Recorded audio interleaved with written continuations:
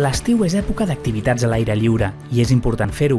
Mantenir-se actiu és una part fonamental de la salut física i mental, també de les persones grans. Però és important protegir-se davant possibles situacions de perill. A l'estiu són freqüents les onades de calor, que poden provocar cops de calor, un trastorn al qual les persones grans són altament vulnerables. Recorda beure aigua fresca de manera regular, encara que no tinguis set. Fes apats lleugers, evita el sol directe i sortir al carrer a les hores de més calor. Si ets veí d'una persona gran en situació de risc per les onades de calor, dóna-li un cop d'ull. El veïnat és molt important i pot ser una peça fonamental en el benestar de la nostra gent gran. Recorda, si ets una persona gran, beu aigua fresca sovint, encara que no tinguis set. A casa, controla la temperatura fent servir algun tipus de climatització.